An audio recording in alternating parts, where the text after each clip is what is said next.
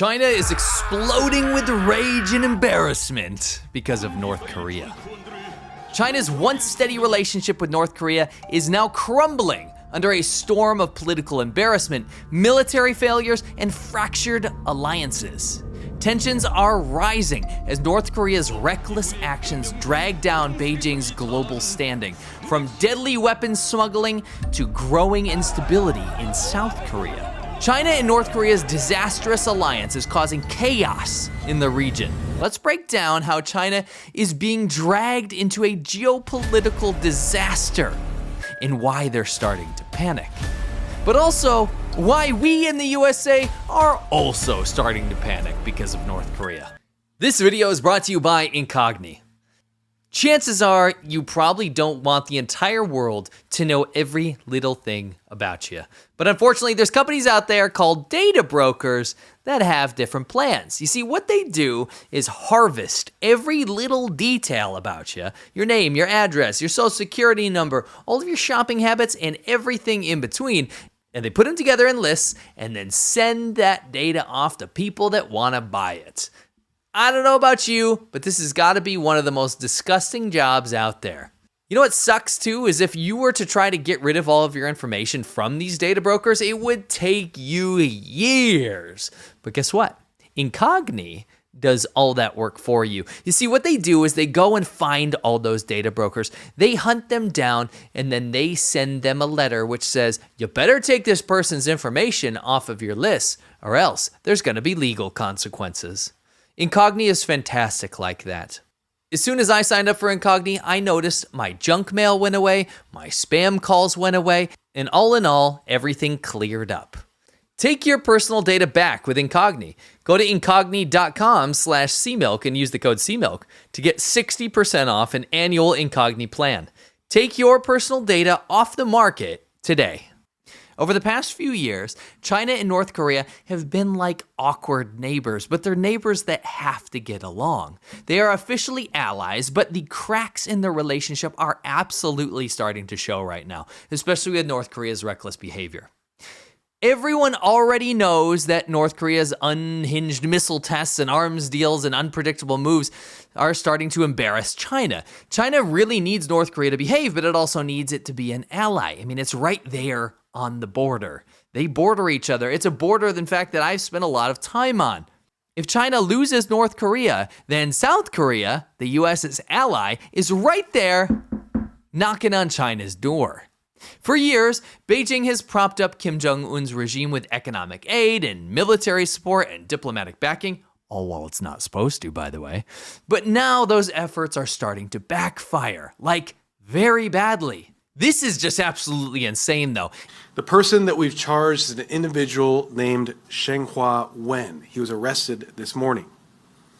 We allege that he conspired with government officials in North Korea to obtain military supplies, including firearms and ammunition, to obtain technology, and then conceal that technology and those materials in shipping containers that departed from the port of Long Beach, and then ship those materials on to North Korea. In California, in the USA, just recently, an illegal arms trafficking operation was uncovered where a Chinese national, Shenghua Wen, was charged with helping North Korea smuggle military equipment into the country. Stuff like ammo, weapons, and even military-grade electronics. A Chinese national was sending weapons to North Korea from the US. Authorities seized 50,000 rounds of ammunition, sophisticated chemical detection equipment, and a tool used for detecting listening devices, which Wen allegedly said he intended to also ship to North Korea, apparently for a surprise attack on South Korea. During the search of his cell phone, the FBI discovered numerous messages between Wen and several North Korean co-conspirators with images of firearms and electronic devices. There is no telling what additional damage Mr. Wen could have committed if not for the intervention of law enforcement, said U.S. Attorney General Martin Estrada. If convicted of violating the International Emergency Economic Powers Act, he faces up to 20 years in prison. Akil Davis, head of the FBI's Los Angeles division, said, not only did the investigative team prevent additional restricted items going into the North Korean regime, but they gathered valuable intelligence for the United States and our allies. This scandal isn't just a black eye for North Korea, it's also a huge embarrassment for China, which is already under scrutiny for its own military ambitions in the region. This guy Wen, this Chinese dude, he had overstayed his student visa in the USA and was allegedly smuggling materials to help North Korea prepare for a surprise attack. What did he get in return? A whopping $2 million from the North Korean government. This is the kind of international mess that China simply does not need right now. The $2 million was apparently to set up a Texas-based company to get weapons for the North Korean regime. But why is this so significant? Well, it's because this is a huge violation of international sanctions that China itself has been dying to avoid. While Beijing publicly calls for peaceful solutions for the North Korean issue, behind the scenes, China is deeply entangled in North Korea's military operations. While China is trying to distance itself from North Korea's provocations, the situation in South Korea is spiraling out of control. South Korea's President Yoon Suk-yeol recently declared martial law to address domestic unrest, only to reverse it hours later amid massive protests. This political chaos couldn't have come at a worse time for China or the US military, which has thousands of troops stationed in South Korea. Any instability in South Korea is a huge problem for the US, which views South Korea as a key ally in countering both North Korean aggression and Chinese expansionism. North Korea, which has already ramped up its military cooperation with Russia, is likely watching this situation closely. If the domestic chaos in South Korea worsens, it could give Pyongyang, the capital of North Korea, the perfect opening for a more aggressive move. I think, personally, now would be the time to watch what is going down in South Korea, because if North Korea is anything like China, from what I've witnessed in the past, and actually currently, there would be massive amounts of disinformation and psyops being unleashed on the South Korean public right now. And I wouldn't be surprised if China was behind some of them. And also, there's this growing alliance between China, North Korea, and Russia. As Russia continues to wage its brutal war against Ukraine, both North Korea and China have found themselves becoming deeper military partners of the Kremlin. China has publicly called for peace talks in Ukraine, but behind the scenes, we all know it's been sending critical military support to Russia. And the insane thing is that North Korean soldiers are getting obliterated for someone else's war for Russia in Ukraine, and then defecting into Ukraine to actually fight for them. China is absolutely furious about this because this paints everyone into a corner. You see, there's this axis, China, Russia, North Korea, and Iran, and China only wanted to be part of that axis, not on paper, but behind the scenes. This overt cooperation throws caution to the wind and makes the world realize what team China is really on. But China needs the rest of the world to trade with it, so they can't afford this to happen. It also shows that North Korea doesn't necessarily answer to China anymore, and it's cozied up to Russia. In fact, if I were Russia, I'd be pissed off. China's been using the war in Ukraine as a litmus test for its own dirty deeds.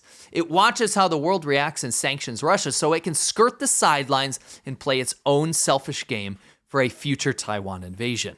China, worried about Western sanctions and pressures because it will literally implode its economy, has been studying Russia's tactics and navigating the global sanctions.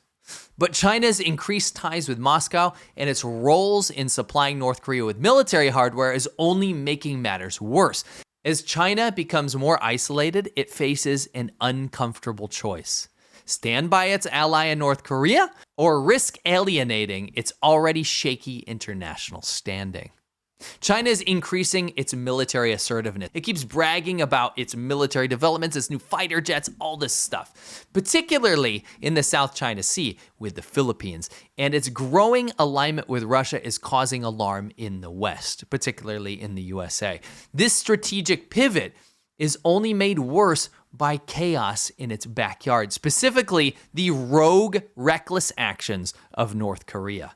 China's strategy of supporting North Korea's regime is becoming so hard for them to justify, especially as the U.S. and its allies ramp up military presence in the region. We're seeing the U.S. backing the Philippines, South Korea, and all of its allies like Japan. China's not too happy about this, but this makes their position very, very difficult. With both Russia and North Korea making reckless moves on the global stage, China's foreign policy is under intense pressure. Looking ahead, China's in a tough spot. North Korea's behavior is causing serious embarrassment, but Beijing does not want to abandon its most unpredictable neighbor. China's options are becoming incredibly limited. So will China continue to back North Korea's provocative actions, this rogue state, or will it try to distance itself and risk losing its influence in Asia? The next few months could be critical. I would watch this entire area. If the political and military instability continues to escalate, it could lead to a major shift in the balance of power in Asia and the world. In fact, we're watching China lose grip of its own military. It keeps firing officials, it keeps firing generals and moving people around. It looks unstable.